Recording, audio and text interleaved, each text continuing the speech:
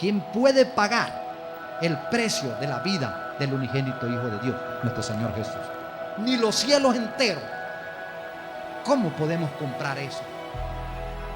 Pero Dios te lo da a ti gratuitamente, si tú te arrepientes de vivir una vida separada de Él.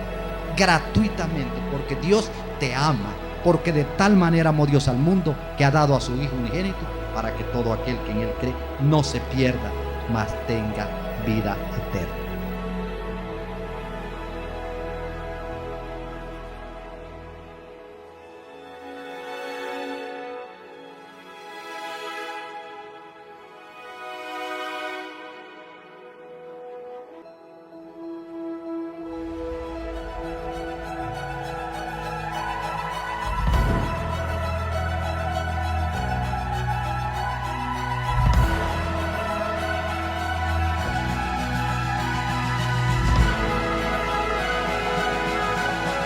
Es la verdad de la palabra de Dios la que nos hace libres.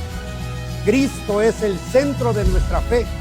Cuando nos acercamos a Él, nuestras vidas cambian, las familias se transforman, todo es mejor. En Él tenemos salvación, y es que Jesucristo es la vida eterna.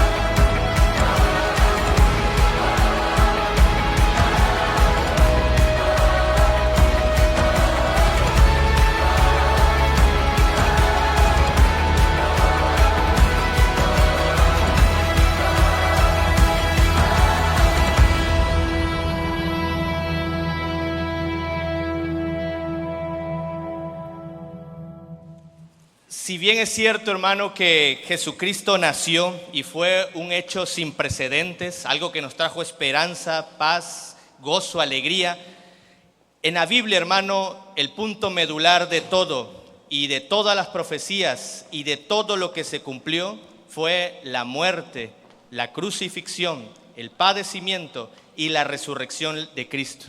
Por ahí decía un autor que si Cristo no moría y no resucitaba, entonces de nada iba a servir nuestra fe. Inclusive el apóstol Pablo lo dijo: si Cristo no resucitó, de en vano es vuestra fe. Pero lo cierto es que vivió, nació, vivió, creció, hizo lo que tenía que hacer en esta tierra, y de ahí sufrió, padeció, hasta el punto de llegar a esa cruz del Calvario. Así que hoy vamos a ver cuántas profecías se cumplieron en el pleno acto del sufrimiento y la cruz de Cristo. En el Salmo 22, del 6 al 8, nos dice de esta manera: mas yo soy gusano y no hombre, oprobio de los hombres y despreciado del pueblo. Todos los que me ven me escarnecen, estiran la boca, menean la cabeza diciendo: se encomendó al Señor, líbrele Él, sálvele, puesto que en Él es se complacía. Y de esa manera, hermano, se cumple la Escritura cuando el profeta, en este caso, inclusive el rey David, que él declaró esta profecía, 1000 años antes de que se cumpliese esto, hermano, él estaba apuntando a todo lo que iba a pasar Jesucristo en esta tierra por manos de los hombres. Pero también el profeta y también el salmista dice de esta manera, en el Salmo 35, del 15 al 16: pero ellos se alegraron en mi adversidad y se juntaron contra mí gentes despreciables, y yo no lo entendía. Me despedazaban sin descanso, como lisonjeros, escarnecedores y truanes crujieron contra mí sus dientes. Y eso, hermano, fue lo que realmente hicieron con Jesucristo. Se ensañaron, lo violentaron hasta más no poder. Y años más tarde, el profeta Isaías, en el capítulo 50, dice de esta manera: di mi cuerpo a los heridores y mi mejilla a los que me mesaban la barba. No escondí mi rostro de injurias ni disputos. ¿Qué quiere decir esto, hermano? Me mesaban la barba. Dice la Escritura que a Jesucristo le arrancaron los vellos de su barba, hermano. Pero también lo escupieron. Eso es lo que significa esputos, hermanos. Lo escupieron.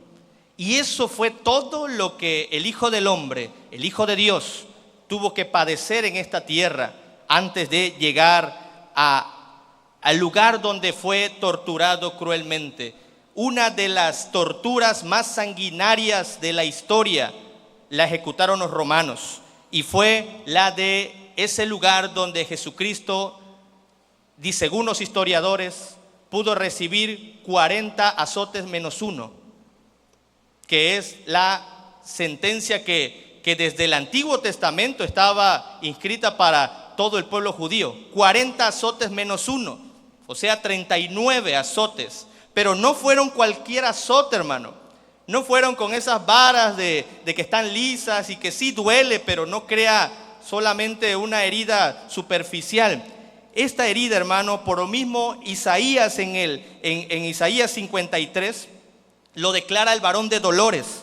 Y en Isaías 52:14 dice: como se asombraron de ti muchos, de tal manera fue desfigurado de los hombres su parecer. ¿Qué nos quiere de entender esto, hermano?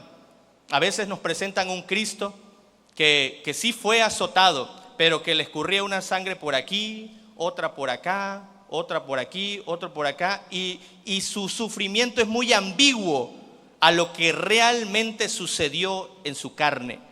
La Escritura es muy clara y dice que todo su cuerpo, su rostro fue desfigurado por los azotes, por los golpes, por todo lo que el hombre con su maldad hizo en su cuerpo. También dice: y su hermosura más que las de los hijos de los hombres. Pero en Isaías 53, hermanos, se nos declara cómo fue que sufrió todo esto. Y ahí es donde empieza la profecía de Isaías con respecto al Mesías, al que habría de venir para pagar nuestros pecados. Isaías 53 dice de esta manera en el versículo 2: no hay parecer en él, ni hermosura. Le veremos, más sin atractivo, para que le deseemos. Despreciado y desechado entre los hombres, varón de dolores, experimentado en quebranto. Y ciertamente el Señor se estaba experimentando todo ese sufrimiento y ese dolor. Muchos dicen y declaran: Él lo sufrió porque era Dios. Pero realmente, hermano, Jesucristo era 100% hombre en la carne, pero al mismo tiempo era 100% Dios. Así que Él sentía lo que tú sentías, como cuando te golpeas el dedo chiquito en la mesa y gritas y te retuerces y es un dolor que no se describe hasta que va pasando. Ahora imagínate una flagelación ejecutada por romanos, pero que eso solamente era uno de tantos dolores de este varón de dolores, que estaba familiarizado ya con el quebranto, pues previamente había recibido una traición, un dolor en su alma.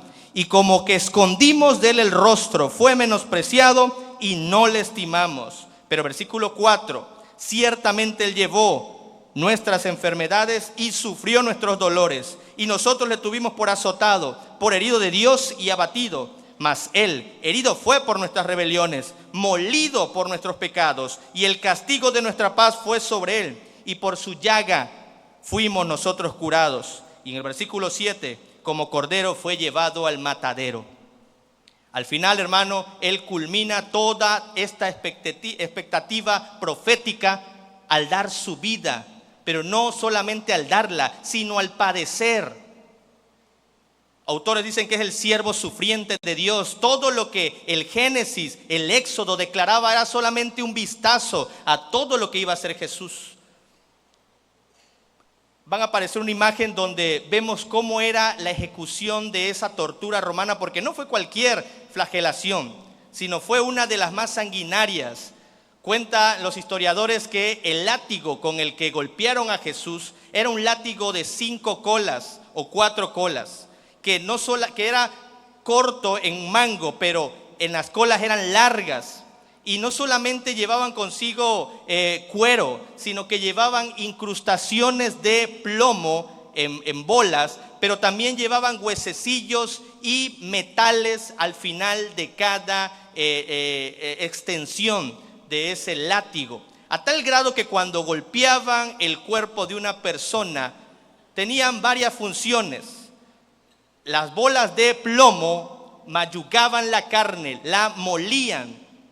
Y las incrustaciones de metal y huesecillos hacían que cuando el látigo golpeaba la carne se incrustaba. Incluso algunos cuentan que el látigo daba 2 vueltas en el pectoral y en la parte donde golpeaban a Jesús. A tal grado que cuando este hombre, que era el verdugo, volvía a estirar su látigo, venía consigo ya con piel y tejido subcutáneo.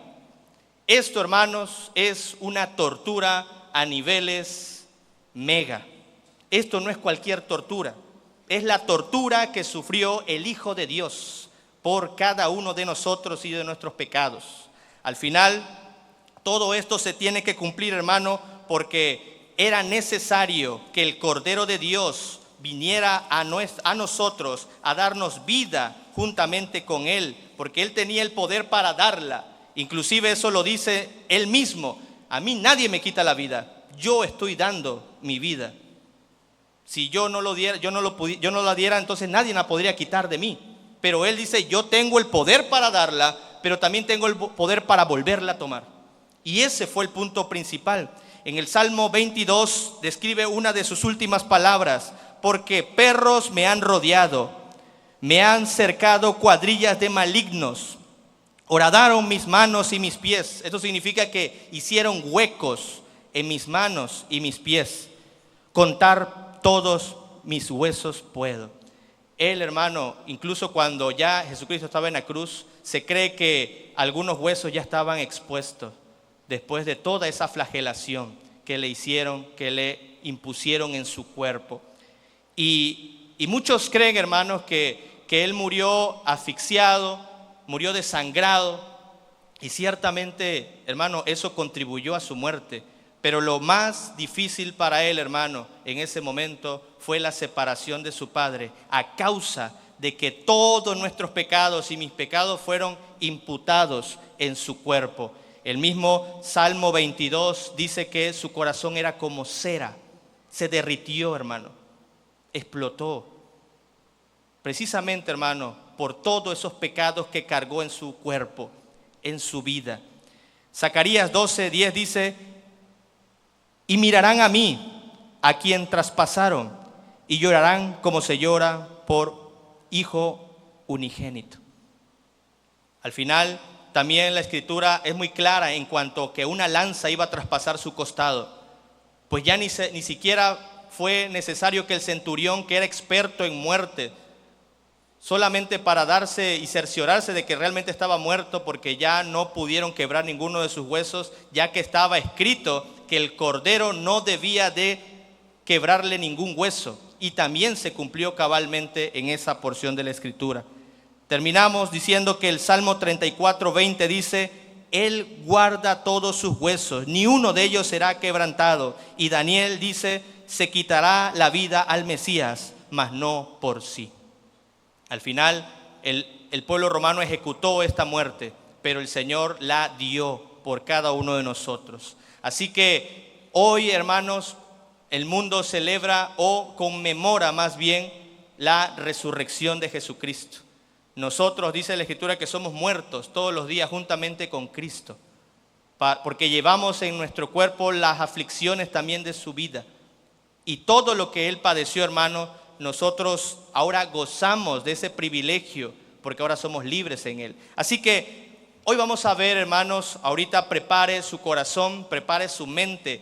No solamente vea las imágenes que vamos a ver ahorita en pantalla acerca de la muerte de Cristo, sino que medite en su corazón por qué el Señor pasó todo eso. Y pregúntese muy dentro de sí si fue por usted, por sus pecados, por mis pecados. Y cada uno va a hacer esa reflexión introspectiva de todo lo que el Señor padeció a causa de mis pecados. Sigue nuestras redes sociales para que recibas contenido edificante. Estamos en Facebook, YouTube, Instagram y Twitter. Ahí podrás encontrar predicaciones, alabanzas, participaciones especiales, además de mucho contenido propio que será de bendición para ti y donde podrás estar al tanto de nuestras actividades. Entra y comparte nuestro contenido con tus amigos y familiares. Comenta en nuestras transmisiones y permite que el esfuerzo de nuestra iglesia por anunciar las buenas nuevas de salvación llegue a más personas. Tú puedes ser un medio de bendición para alguien. Solo entra a cualquiera de nuestras redes, dale like al contenido y compártelo. Somos JBE.